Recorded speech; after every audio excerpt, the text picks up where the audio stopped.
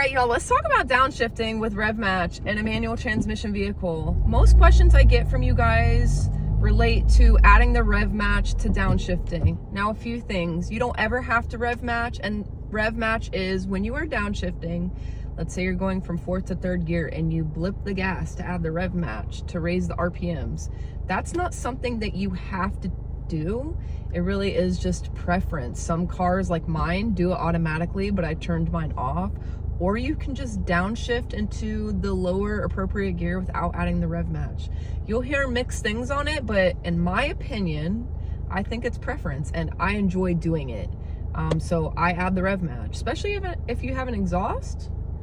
So when do you do it? How do you do it? How do you blip the gas? How many RPMs? This is all gonna depend on your car, and it's not something you're gonna master right away. I remember I didn't start adding the rev match when I had my Subaru STI for like months until I learned how to properly downshift without the rev match. That's when I felt like, okay, let me try this. That you're gonna feel over time, it's gonna come natural. You're not even gonna think about it. And when I tell you for the first time, just blip that gas. You're not gonna break the car. You're not gonna blow up the engine. Just give it a nice healthy blip of the gas, and you'll either be like, that was entirely too much, or I need to add a little bit more. So when it comes to downshifting with rev match, I'm gonna go from third to second gear. I'm kind of letting the RPMs naturally drop because I have to slow down. I'm gonna put my blinker on, get in the lane, and we're gonna clutch in, go to second while blipping the gas.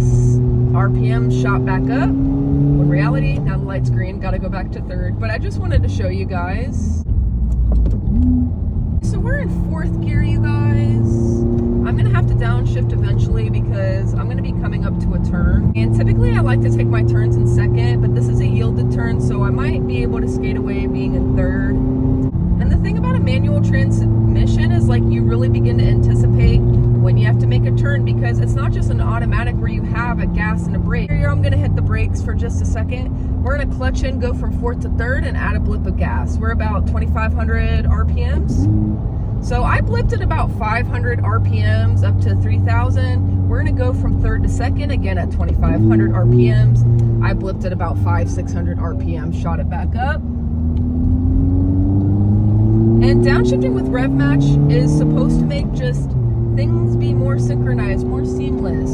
People will try to tell you, rip that foot off the clutch, not so fast. Because you want it seamless, slow your foot down just a little bit and see how that feels. We're gonna go from third to second. Nice and slow. See, I had that little bit of a jolt because I kind of bounced my foot on the clutch, and that gave me that, ooh. So whatever you do with your foot, if you take it off nice and slow, effortlessly, you're gonna have those seamless downshifts. If your foot is all wonky and all over the place, you're most likely gonna feel it in your downshift.